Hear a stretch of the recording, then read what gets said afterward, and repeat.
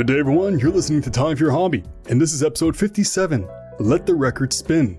I'm your host, Alex, and today I have the honor to have Cody as my guest on the show. How you doing today? Hey, I'm doing pretty good. How are you doing, man? Doing good, a little sweaty, but I'm going to make sure I move in the right direction so the sweat does not fall onto my mic. Other than that, I am dandy. All right, that's awesome to hear. Yeah, it's pretty hot over here too, but I'm right there with you. We're gonna get through this. It's a Sweat Lodge episode. Is that the new title? Yeah, exactly. Let the record spin in the Sweat Lodge. Speaking about the episode, which is all about vinyls, we're going to dive right into that because I'm sure Cody has a lot to talk about, and I have a few things I can throw in there too. But before we do that, who is Cody? Who am I? I don't know, just a nerd. I collect vinyl, obviously. I live over in Vegas. I got a podcast. I play D&D. I play video games. I'm a computer nerd. I don't know, just your average young adult nerd, I guess is the best way to describe me. I feel like I have the exact same description. So we are the same person. But so you do have a podcast, which is a great segue to my next question. Do you have any social media links that you would like to share right before the episode starts? And we'll share it again at the end so people can have something to follow while listening. Sure. Yeah, I have my own Instagram, and it's at Monotone Cody. So if anyone wants to go to that, I have a link to my Discogs and my podcast on that. And then if you just want to go straight to my podcast, it's chesstalk.podbean.com, and I think that should cover it. And what's your podcast about for people who are interested in podcasts? It'd be weird if they're not interested in podcasts and listening to this. It'd be a weird thing. I mean, I'm sure that Venn diagram exists somewhere. Yeah. So it's called Chess Talk Podcast, and it's just me and my friend playing chess and talking about what's new in the week. Usually it's about TV shows, movies, video games, music comes up quite a bit as well. So just kind of pop culture, just whatever we've been doing the past week. Just keeping people informed and while having a good time playing chess, just relaxing. So in that case, I'll just put the description or the link in the description below so people can go check it out. Even play chess while you listen to this podcast, and then play chess while you listen to Cody's podcast while they play chess. Just try to copy their moves. Oh, please don't. We are so bad at chess. You will lose really quick. Well, in that case, we will both lose because I'm also very horrible. But today it's not about chess. Today is about your hobby. Well, might be your hobby as well, but today's hobby is vinyls. How did you get introduced to collecting vinyls? So, as weird as it sounds, probably Tumblr is a big influence. So I would just often see a lot of music posts with people posting records, and I would just see these really like intricately colored records for bands that I liked, and I was like, oh well, I didn't know vinyl could look so colorful or look so different and unique. And so that's kind of what like started it. And then I would say the biggest kind of the deciding moment is I took a trip over to LA with a couple of my friends to see a band called Touche Amore. And before we saw them, we stopped at a record store, and one of my friends got a couple of records, and one of them was another band, La Dispute, their album Wildlife, and it ended up being this like double LP that was camouflage colored, so it's just this nice, good brown, gray, black swirl. And I was like, that's insane. And I would say maybe a month later, that same person reached out to me and they said, hey, I know you're kind of interested in this. I'm not really feeling it anymore. Do you want to buy my record player and whatever records you want for just $100 flat fee? And I was just like, okay, yeah, let me do it. So I got the record player, the La Dispute. I got a Touche Amore record that I think you got at that show, and a couple other like pop punk records. And that was pretty much what started it. And then it's been nonstop purchasing records ever since. It's just like a snowball effect. Like you got the one, you're like, I just need to get more and more. Was that like the first time? It's so bad. Was that the first time that you were introduced to vinyls, or like when you were a kid, you knew about vinyls and were interested in them, or it was only later on in life? I think it was later on. Like I might have heard, like I've heard of record players and like people used to listen to music on records, but I had never really like seen one in person. Except for if I went to like a CD store and they also had a record section. But no, this is the first time where I was really like engrossed in the hobby, the culture of it, I guess. And when did you start this collection? It was probably about 5 years ago. 5 years and some months, I would say. Okay, and you still own the first vinyl, right? You didn't sell it back to somebody else? No, I'll probably, I don't know if I'll ever sell any of mine. I don't know. I'm too attached. And so you said the vinyl is pretty cool looking. And do you, not only for style itself, do you collect any specific type of vinyl? Let's say genre. Like for myself, I have a vinyl that's pretty cool. It looks like a what would you say, a tie-dyed colored style, and it's pretty cool. Do you have like that kind of style collection of visual cool vinyls and style of genre? So yeah, I mostly just try and get the genres I like. I have mostly like metalcore and like post-hardcore and a lot of movie and video game soundtracks. So I mostly just try and find either bands I like or movies or video games that I really like. And then if the record looks cool, that's just kind of a bonus for me. I probably will admit that I do tend to buy records more I'm more likely to buy a record if it's colored or if it's a cool pattern than if it's just a regular black record, because I'm the worst about that. Hey, if it attracts you, you go for it. Actually, I have a record because I have a collection of probably around 400 vinyls. A lot of it's from my grandfather. He passed it down. And one of the most interesting vinyls I have is a vinyl that teaches you how to ski. So it's just a recording of some instructor talking to you about it? Yeah, exactly. About the moves and how to do them. And there's pictures in the back of how you could do it at home. So my question to you, do you have any very interesting, strange vinyls? Nothing like that. I think you topped me with that just right away. Like for me, I honestly did not know that was a thing. Like, you know what? I could learn skiing from vinyls. I'll just bring it on the hill. I was going to say, do you know how to ski now? Oh, absolutely. Yeah, I just brought that record player on the hill with me. So easy, so portable. Yeah, I'm sure. I don't have any like crazy recordings like that. I just have interesting vinyl, like visually, like they look different. Like I have one that's it's a 2 10-inch records, but they have like saw blade cuts around the circle of them, so they look just like saw blades essentially, but they're fully functional 10-inch records. That's pretty cool. Yeah, so I mean, that's one of my favorite vinyls. I know that was another one of your questions, so that's on there, so I can get into that more then, or if you want me to just jump right into that now. Hey, whatever goes with the flow. If it's the question for now, it's the question that's going to come now. What is your favorite vinyl? Yeah, so I mean, I already mentioned the LSP Wildlife. It's the first one. It's a really good looking one, and it's a great album. And then that Sawblade one, that's Under Oath. I'm not sure if you're familiar with any of the bands that I'm mentioning, but it's Under Oath's Lost in the Sound of Separation. I found out about this collector's edition item shortly after the band announced that they were breaking up in 2013, and I saw it over on eBay, and it was only marked up just a little bit, whereas I've seen it double, triple price at this point.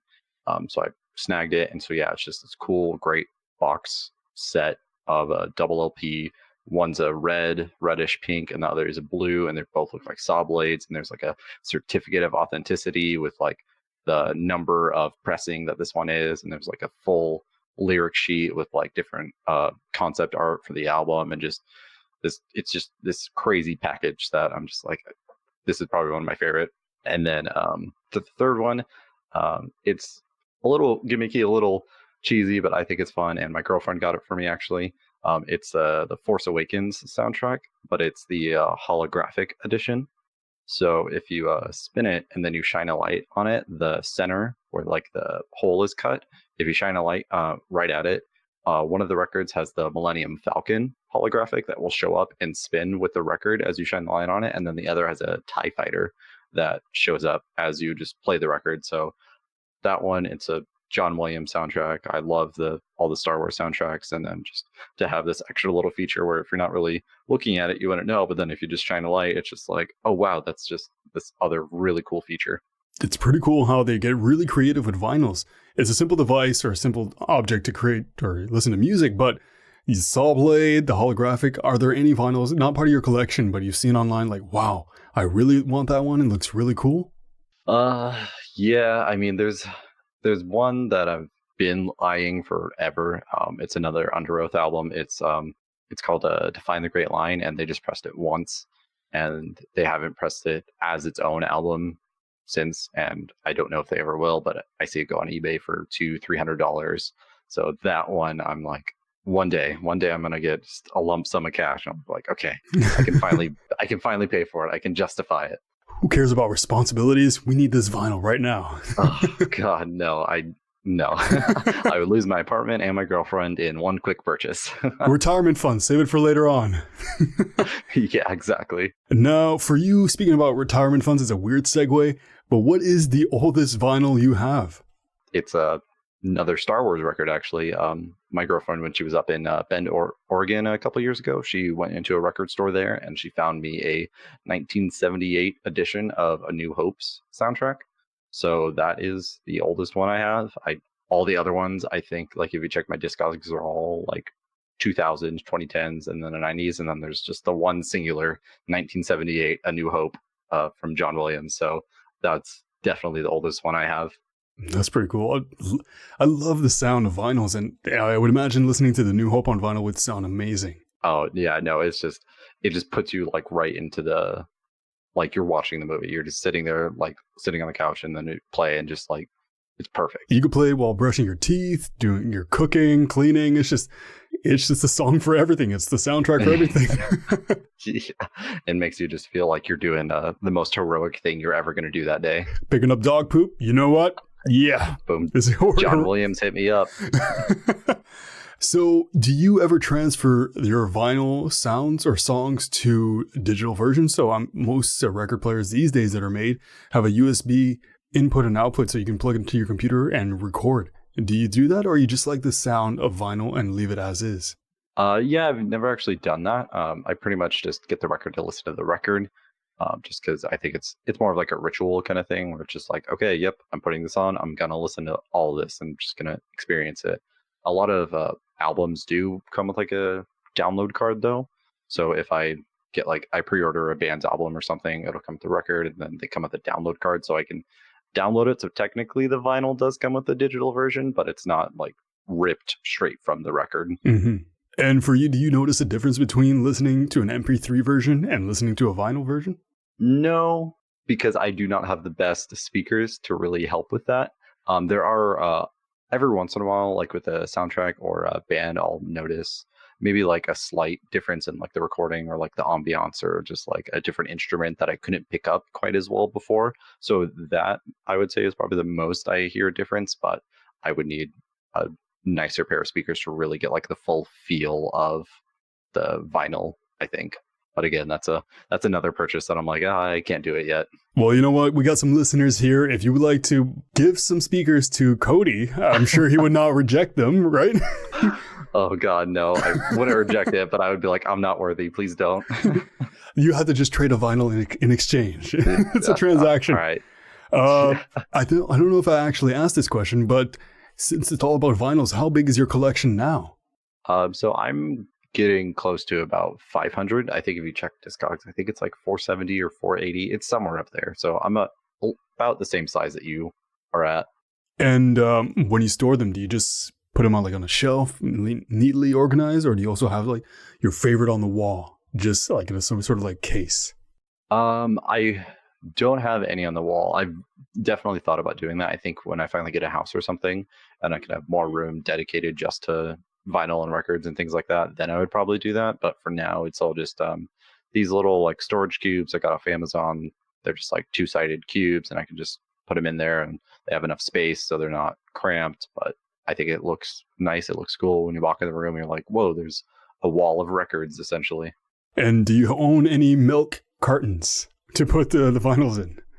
No, I almost did that at the very start, but then I was like, this isn't sustainable. Like I can't, I'd like 20 milk. No. So I wanted to, but no, it's especially now, I can't imagine how many I would need to hold all of them.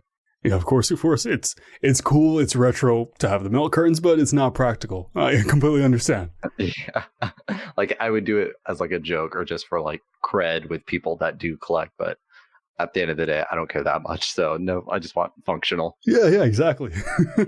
Now, for you, what is your method when it comes to purchasing new vinyls? Do you usually go online to buy them, or you like to go in the store in person and listen to it beforehand?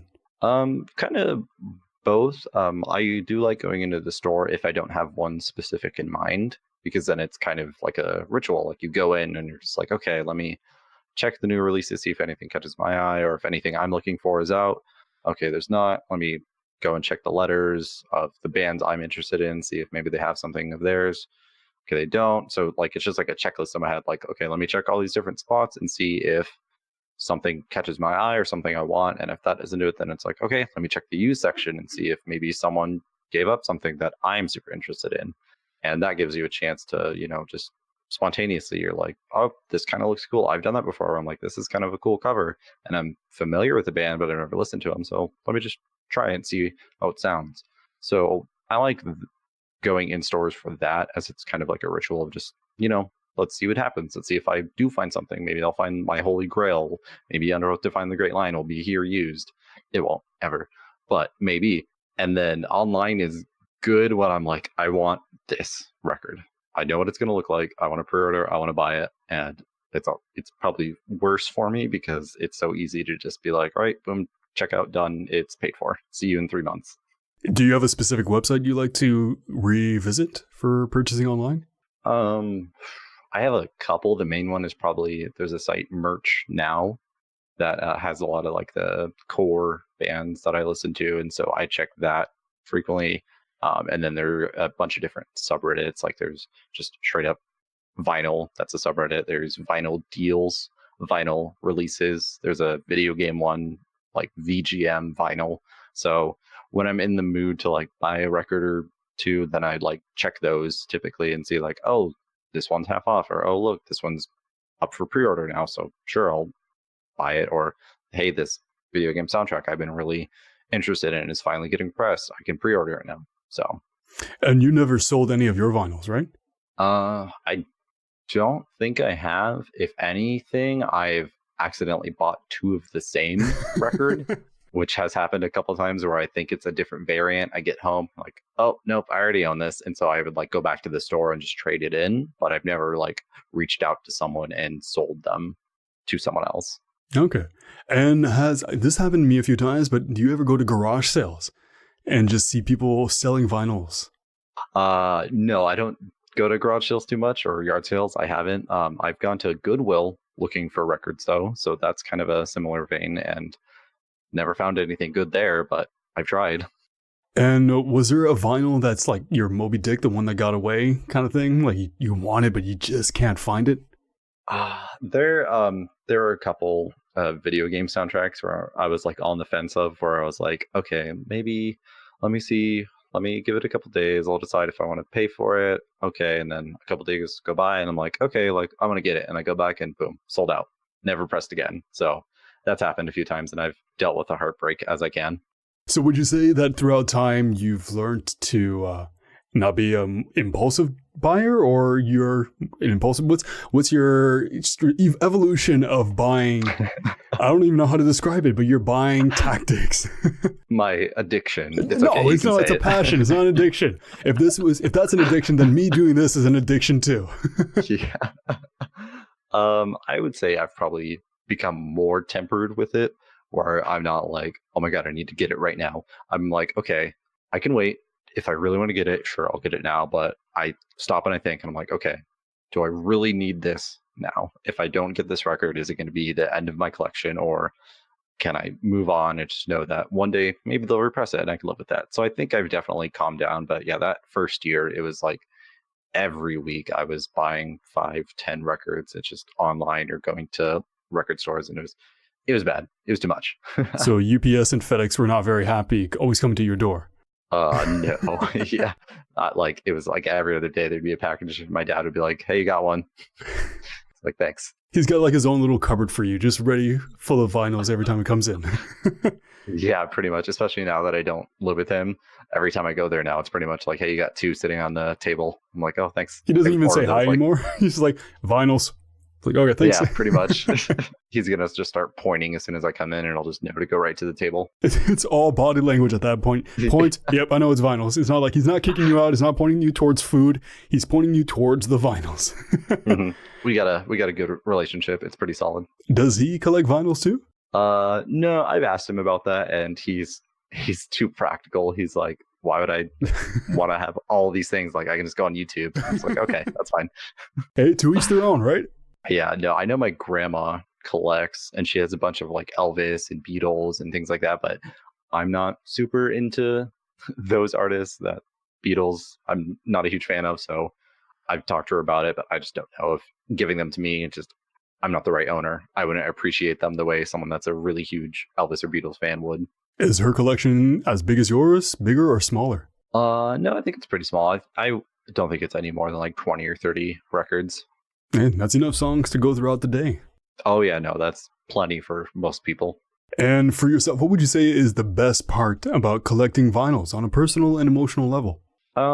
It's just for me, it's just being able to, get home, and if I'm just like, okay, I'm not gonna go on the computer, just gotta, do some chores. Okay, let me just throw a record on. Or if I'm working on D&D and I'm like, okay, I really got to focus and just write my campaign. I can't be on the computer because I'm gonna go on Reddit, I'm gonna go on YouTube, I'm gonna get distracted. Okay, I'm just gonna go in the living room, put on a record, sit there with my laptop, and just write. So I think it's helpful to keep me focused, because it's like, okay, I can't finish until I'm done with the record, because I want to listen to the end. It's like a commitment. Like I put the record on, like I'm listening to this.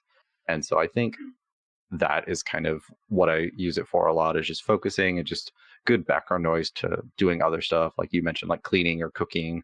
And then for me, it's just like when I need to focus or study, like to me, that's the best. And it's just kind of like a relaxer. Like I know, like it's just a comfort background noise. No, I completely agree. I sometimes put it on as well when I'm just doing normal chores or just relaxing. My wife does the same thing. She puts on jazz music on the record player. You mentioned D&D. This is an odd question, but did you ever use your vinyl collection, let's say the Star Wars vinyl, for like an epic scene in D&D? So I actually I got the Lord of the Rings, Two Towers, and Return of the King soundtracks on vinyl, and I did use those. Nice. And it did actually help the mood quite a bit. There was actually, I did not time it or anything, but I was describing a scene in the game, and they just happened to be fighting a bunch of spiders, and we were on the section in Return of the King where it was Shelob's lair. And so just boom, perfect timing. All of a sudden, everyone was super uncomfortable with the song, and they didn't like the fact that there was a spider that they were fighting. So that was probably like the best serendipitous moment with record playing and D&D. It almost sounds like some people got chills when that happened. Yeah, no, one of the players is like, nope, I'm done, I'm leaving.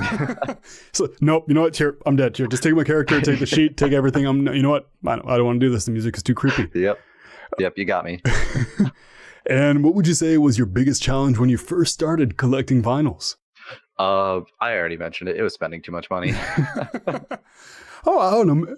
Maybe I thought maybe the first big challenge was actually finding the vinyls, but no, yeah, collecting or spending money. Yeah, it was the same thing for me. Yeah. Yeah, because like I knew there's a local-ish record store here called Zia Records, and so I knew I've been to my friends there to get CDs, and I knew they had records, and I would just, once I started collecting, it was just I would browse all the different subreddits, and I would just be like, boom, boom, boom, that, and it was just, I just had to learn like, okay, I need to slow down. I stopped buying so many. And so you said you slowed down, you stopped buying so many. So what is your new challenge today?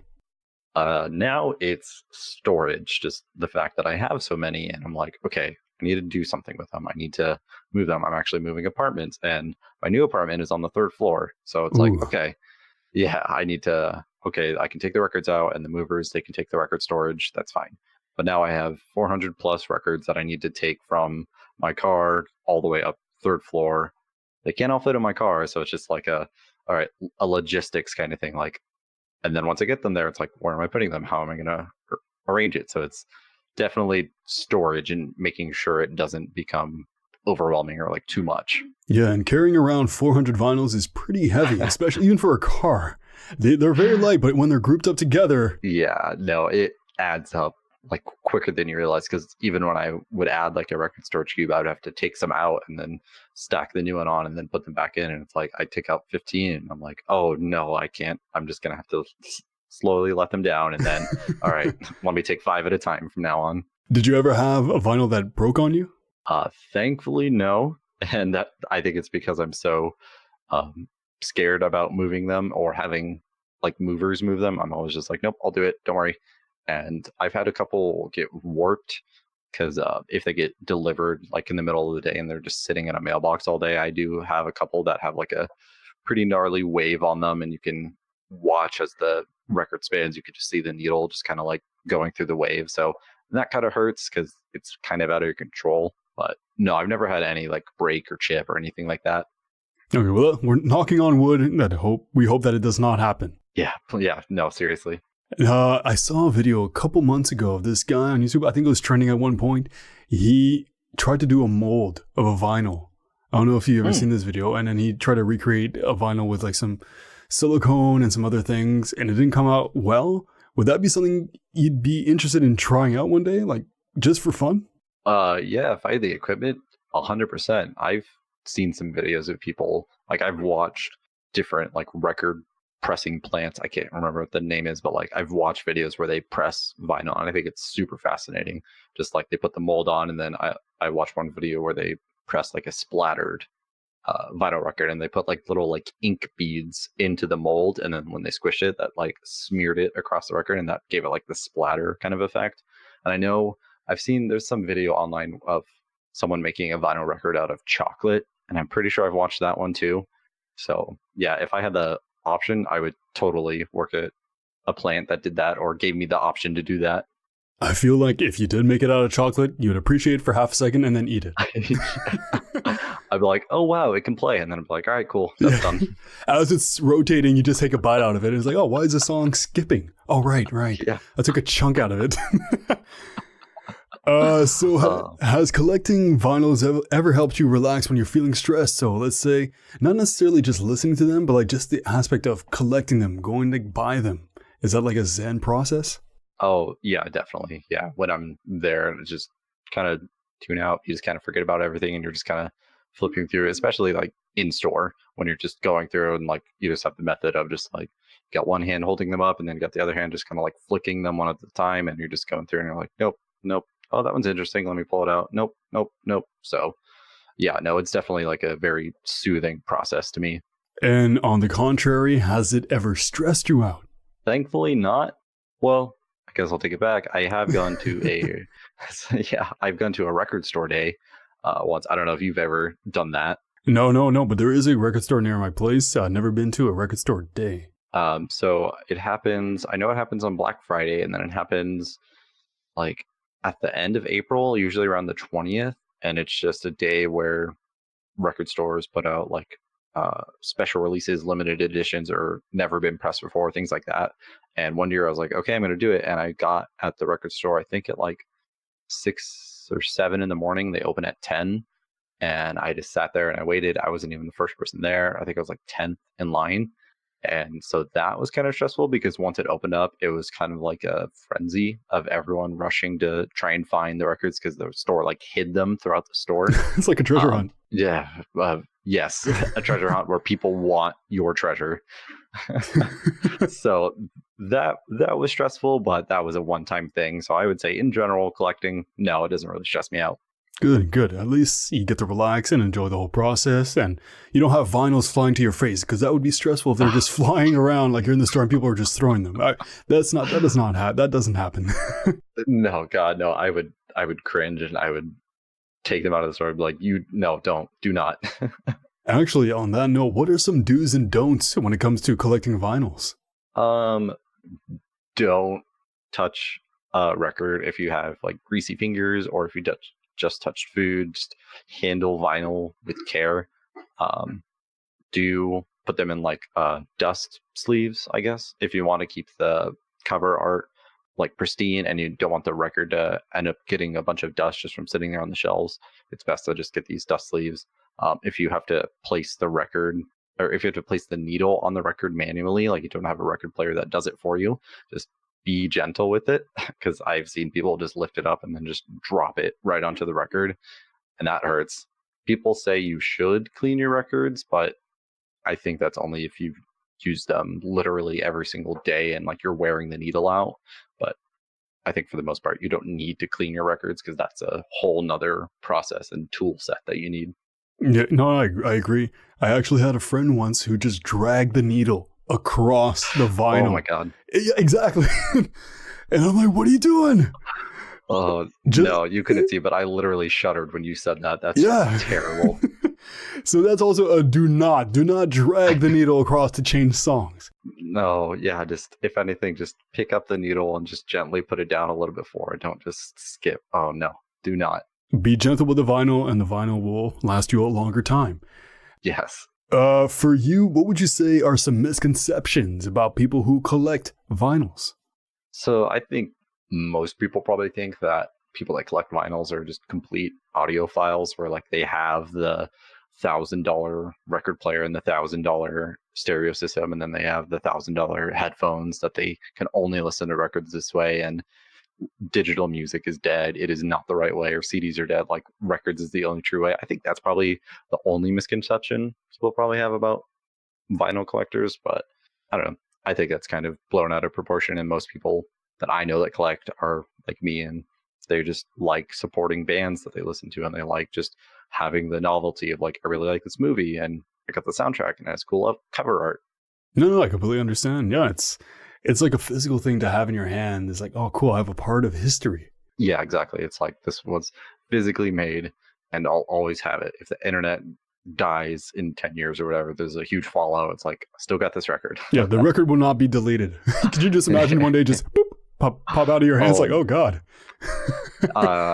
If that happened to you, would you start over or would you give up? Ooh, you know what? I would start over. I would definitely do it. Really?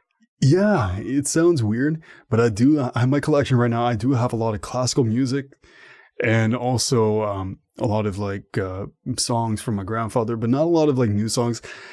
Pretty much anything before the 80s I have. And just listening to classical music is so soothing for me for just relaxing. My wife likes the jazz aspects. So yeah, no, it's just cool to have playing in the background when you're doing house chores. You don't have to put it in your pocket. You can't worry about losing it because it's pretty big. You just let it run. And yeah, no, I probably wouldn't make it as big, but Yeah. I would definitely give it a shot. Yeah. So, I mean, I would probably do the same. Like, I'd probably just get like under 50 if I were to start it. Like, if they were all gone tomorrow, yeah, I'd probably get maybe 50 of my favorite and then be like, all right, that's it. I'm not going through that pain again. Yeah, no, I completely understand.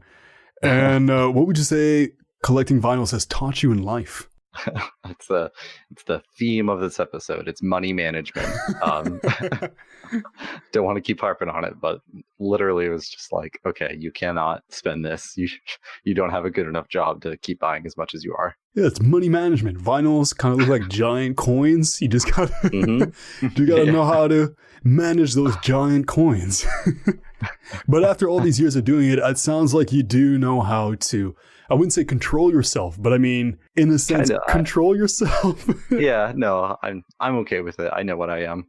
Yeah, just control and just knowing like I don't need this. I want it, but I don't need it, so I'll wait. That is what it's taught me. It's taught me, don't be impulsive, I guess is a better way to put it. You know what? I was in the same sense. Like I just started getting vinyls in a batch. I'm like, oh my God, I have a collection. Let's get more. And then I started looking at my shelf holding up the vinyls. It's on a glass shelf and the glass is bending. And I'm like, you know what? I should slow down a little bit. maybe just a little until I figure this out. Yeah. You know what? I still have the glass shelf. I'm just waiting for one day for it to break. And I'm like, you know what? Yep. Do you want to present your hobby to the world or use it as an escape from reality? I think I'm pretty open about it. Like I mentioned, it's on my Instagram. I probably post pictures about records more than anything. And if you go on my Instagram, it's the first thing you see. You see the Discogs link. So no, I'm pretty open about it. I think it's a cool hobby. And if people are interested in it, they should definitely look into it because like we've talked about, like it is a good way to relax. And it is like you have this physical thing from the band you really like or the movie you really like. So I think people should be exposed to it and be interested in it. Okay, good. And it's not kind of like a follow-up question to that. And I think I already know the answer, but you know what? It's a podcast about interviews. I have to ask questions. Do you have any word of advice for anybody who might be interested in starting a vinyl collection? So it's not going to be money.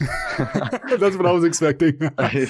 No, I gotta keep you on your toes. It's make sure you know like how you're gonna arrange it. Make sure you know, okay, I have the room and I have the record player, and like you want to start getting into it. Even if you're like, I only want a couple, that's fine. Just make sure you go in with the right mindset. Like I'm not going to go crazy. I just want this, or I want to get this genre. Just, figure out what you want to get out of record collections, I guess, is the best way I would put it. That's what I would tell someone if they're starting out tomorrow. I'd be like, okay, what do you want to do? What are you trying to do? Do you want the biggest collection ever? Okay, that's cool. Make sure you're ready for that. Do not get glass shelves. No, get something sturdy and is not shatterable. Just put them on the floor, stack them up. That's a bad way of collecting them, but yeah. Yeah, that's another don't. I forgot to mention that. Like, don't put records face down and stack them that way. Mhm. Make sure they're standing like upright, because you will bend your records that way too. There you go. Put them vertical, standing up, standing strong. Do not stack them on each other because the pressure could ruin them. Yeah. And I know you mentioned this at the beginning, but I'm going to ask it again. Do you have any social media links that you would like to share with the listeners? It can even be websites like or subreddits or anything that you could be or that can be useful and you want to share. Even your podcast, if you want to throw that back in. Sure. I mean, if you've listened to me this long and you're actually interested in things I'm talking about, then yeah, I'll throw out my podcast again. It's Chess Talk Podcast. You can go to chesstalk.podbean.com. And then, boring thing out of the way, for records, I would definitely check out the Reddit /r/vinyl subreddit. There's also the Reddit vinyl deals and vinyl releases subreddits. Those are probably the most useful, I think, especially if you're already familiar with Reddit. I think that's probably those. Yeah, I think those are the best places to go if you're either interested or you're already familiar and you're trying to grow your collection. I would definitely go those places. Perfect. I'll put all that information below so people can find it, click it, and at least they'll get a visual of who Cody is and get to learn more about you. I'm sure they learned a lot about you during this podcast, but you guys should go check out his podcast and just learn even more, because knowledge is power. That sounds really bad. It's like a cheesy like thing you do see on the back of like an old Coke bottle, or I don't know. It's yeah. But yeah, learning more is always good. So if you've listened to a few of my episodes, I throw the question back to you. Do you have any questions for me about collecting vinyls? Yeah, I came prepared because I did listen to a couple of your episodes and I was like, all right, I gotta get him. So do you have a favorite record? One of my favorite records actually would have to be a Harry Belafonte record. Oh, okay. Yeah, no, I grew up with that because half my family's from the Caribbean, so Harry Belafonte, my grandfather was big into that, so I got that and from him, so I listen to that every now and then. I got my wife hooked on it, but I also have a gramophone from my great-grandfather. Wow. So this, for people who don't know, a gramophone is before record players. Well, yeah. And then you have to crank it up. Oh, God. And I have a vinyl from Frank Sinatra on there. Oh, my God. That's crazy. See, I'm not even like a fan, but if I could get that, I'd be like, yeah, please. That's crazy. That's really cool. Yeah, it's like it was a portable one too. It's like a little suitcase, so it's cool. Oh my God, that's insane. The needles are pretty beat up because they're from like 1920s, 1930s. So it's almost 100 years old. So it's a little broken now, but I would have to go get it fixed. But I've used it a few times, and it was just the sound was just so raw. It's so pure, as in, like you could feel the age of it just coming out, like scratchy and like. Oh my God, that's cool though. Like that's an experience. Yeah. I'll take a picture of it and send it to you so you could see. Oh please, yeah, please. The vinyls themselves are a lot smaller. I think they can only contain like one song at the time. So they're essentially like singles, but these huge. 2 singles, one on one side, one on the other side. Exactly. Yeah. But yeah, no, like collecting vinyls is such a cool experience, and. Yeah, they get pretty creative in how they make them. So it's always cool to see what they're going to come up with next. Yeah, and what like the next edition, I guess, of vinyl is going to be, or if this is it, if they're just going to stick with records and that's the last physical music media that they put out. You know what? I have a feeling it's not going anywhere anytime soon. Yeah. Oh, no. The 2010s, it definitely blew up again. Do you ever purchase records when you go out of state or when you're on vacation or anything like that? No, sometimes I do look at vinyls from different places, like when I'm just casually going, let's say Japan or anywhere around the world. I didn't travel much, but when I did go. But my only concern is coming back with it. I was so scared of breaking it. Yeah. That's my only concern. Like, I'm like, oh, this would be great, but it's only the first day of my holiday. I don't want to be like rough with it. Yeah, no, I get that. I've done that a couple times just because I was like, oh, like, I'm in this new place. This is a cool memory to have of this place. I got this record here. And then, yeah, when I take it back either in the car or on a plane, I just wrap it with as much like clothes or like a pillow or whatever I can. I just try and stuff around it so I know it's safe. Oh, you wouldn't bring it in your carry-on. You would put it in your suitcase. Wow, that's brave. Yeah, no, I've probably done it more than I should, but I haven't gotten burnt on it yet, so I'll keep doing it. Wow, how many would you put in? Just out of curiosity. The most I ever bought out of state or something like that was probably 3. So not like I'm like coming home with 20. No, I would never do that. You got a separate suitcase just for vinyls. I came prepared. Well, that's awesome. Okay, so that gives me a little more confidence if I ever do travel again, when I travel again. Yeah. Cody assured me that I should be safe. I can Cody approved your money back. Exactly. So hopefully on the next trip, I'll bring something back pretty interesting. I would love to have like something from a different country. That'd be kind of cool. Like I just bought it from there. That'd be cool. Yeah, that'd be insane. Or just, something from like Japan. You mentioned that, just like a Japanese record, just local there. Like, doesn't matter if I'm interested or not, just like to have this physical thing from there. And like it was recorded there, purchased it there, and it's just all the memories that would go associated with it. Exactly. It's like my dad used to travel to Japan for work, and he would bring back Game Boy games from Japan. I played them. I had no idea what they were saying, but I really enjoyed it. So it kind of be like the same thing. Mm-hmm. Yeah, exactly. Luckily, my wife speaks Japanese, so yes, I have a translator. Oh, perfect. So she can pick a good one for you. Exactly. So yeah, there you have it. Another body with a hobby. Thank you so much, Cody, for coming on and teaching me about vinyls and teaching the listeners about vinyls and sharing our crazy vinyl stories about skiing, about packing, about the saw blade. Hopefully you did not cut your finger while listening to it, but just the overall experience. Thank you so much, man. Hey, yeah, thanks so much for having me. This was awesome. So once again, if you want to learn more about Cody, go check out all the links in the description below. They're going to be easy to click. You just move your mouse or your finger over it, click, boom, you're there. And if you want to be on my podcast, all you need to do is send me an email at timeforyourhobby@gmail.com, and I'll be more than happy to have you on. And of course, if you think this hobby is going to be helpful for anybody, by all means, share with them, because you know what? They may be going through a hard time, and listening to vinyls can be a solution. It can be very helpful, relaxing, soothing. And if you have a saw blade vinyl, just don't put your finger near it and you'll be okay. The hologram. Don't throw it super hard. Yeah, do not throw it super hard. Yeah, it's not a tool. You cannot use it in that manner. So yeah, until the next episode, make some time for your hobby. Take care.